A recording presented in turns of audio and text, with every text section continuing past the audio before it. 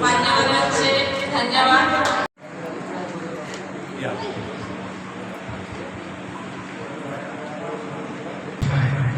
साहेब पण आहे, साहेबांच्या सगळ्यांच्या प्रेरणा तुला सोबत आहे. हे सर्व मंडळी सोबत असताना तुला खरंच पुढच्या तुला भविष्याची चिंताच नाही. तुझ्याकडे पाहून आमचं भविष्य जरा बरं होईल असं आम्हाला वाटतं.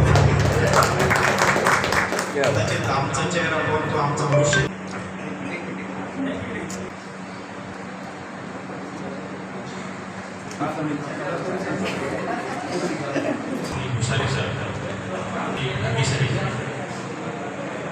पत्रकार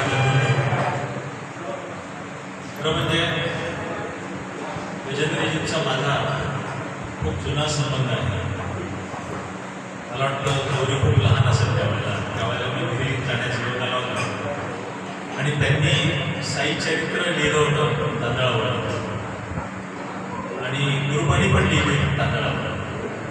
तर हे सगळं बघण्याचा योग आला आणि मला हे आश्चर्य वाटलं की इतकं बारीक अक्षरामध्ये एखादा माणूस कसं लिहू शकतो. आणि हे लिहिण्याकरता माणसाला खरंच खूप प्रकारच्या पेशन्स लागतात आणि त्या पेशन्स वडोदकरांकडे आहेत.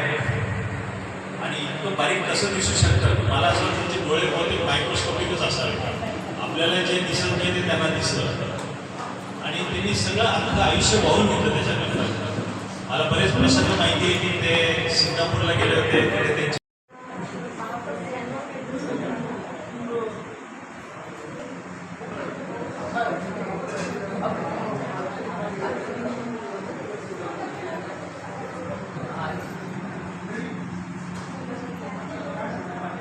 कॅनडा इथून परदेशातून शिक्षण घेऊन आलेली आहे.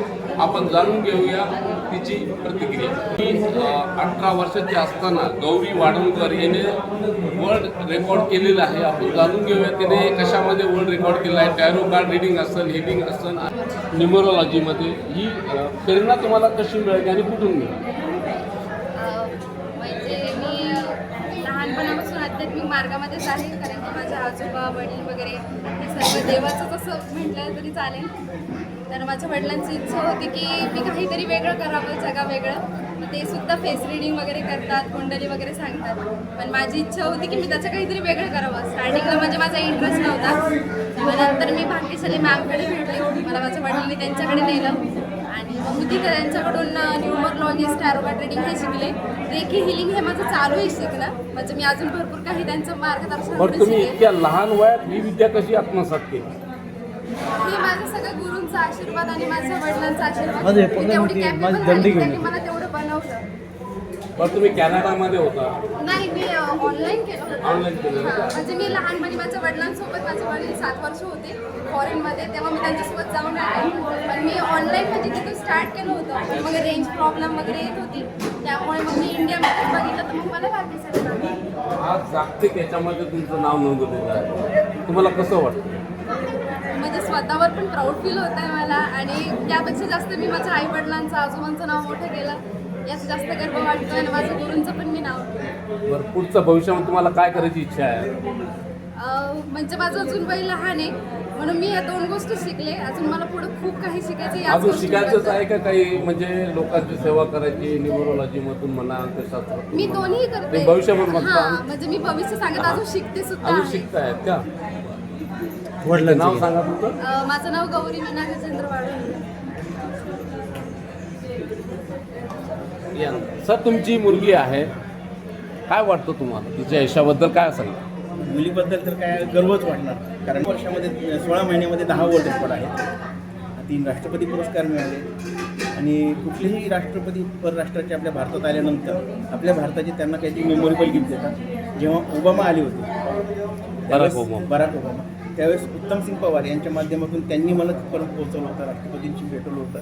आणि ओबामांना जे दिलं आहे ते स्वतः मी तयार केलं होतं. आणि ती कला ओबामांपर्यंत प्रतिभाताई पाटील यांनी पोहोचवलं. निश्चितच धन्यवाद सर तुमचे. मॅडम, आपण काय सांगणार? तुमची शिष्य आहे.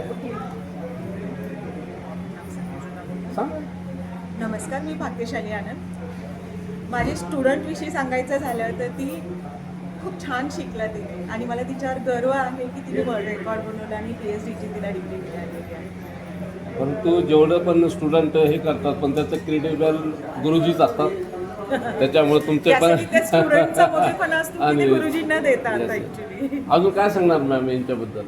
यांनी ज्यावेळेस तुमच्याकडे शिकायला होते त्यांची मेहनत वगैरे त्यांची लगन कशी होती? खूप मेहनती आहे गौरी आणि म्हणजे खूप लवकर आत्मसात केला तिने जे शिकवलं आणि सहज केलं की असं खूप त्रास वगैरे नाही दिला की लहान आहे म्हणून, म्हणजे पण खेळत खेळत खूप छान शिकली ती. बरोबर आहे. गुरुजी चांगलं असलं तर सर्व म्हणतात सर्व व्यवस्थित होतं. ठीक आहे सर, आपण काय बोलणार sir? माझे मिस्टर अच्छा अच्छा. मॅडम तिच्या भविष्याबद्दल तुम्ही काय सांगणार गौरीच्या भविष्याबद्दल? आता तुम्ही मला विश्वास आहे की भविष्यामध्ये ती खूप चांगली टॅरो कार्ड रीडर आणि अंकशास्त्राचं हे करेन. पण मला अशी खूप मनातून इच्छा आहे की माझी स्पेशालिटी आहे की मी कॉफी कप रीडर आहे, तर माझ्या स्टुडंटनी पण कॉफी कप रीडिंग शिकावं. म्हणजे ते डिफरंट असेल की नॉर्मली भारतामध्ये कोणी करत नाही कॉफी कप रीडिंगचं करतच नाही. बरं. छोटीशी गोष्ट असते, टर्किश कॉफी असते, बरं. ती प्यायला दिली जाते क्लायंटला, बरं. म्हणजे जो कोणी आपल्याकडे येतो त्याला, आणि तो लास्ट सीप जो राहतो शेवटचा घोट, तर त्यावरून सांगितलं जातं की पास्ट प्रेझेंट फ्युचर तिन्ही गोष्टी सांगितल्या जातात. माझी अशी खूप इच्छा आहे की गौरीने फ्युचरमध्ये कॉफी कप रीडिंग शिकावं जे डिफरंट असेल, खूप वेगळं असेल. ठीक आहे, निश्चितच याच्यावर एक आपण वेगळे हे करू तुमच्याकडनं मॅडम स्पेशली.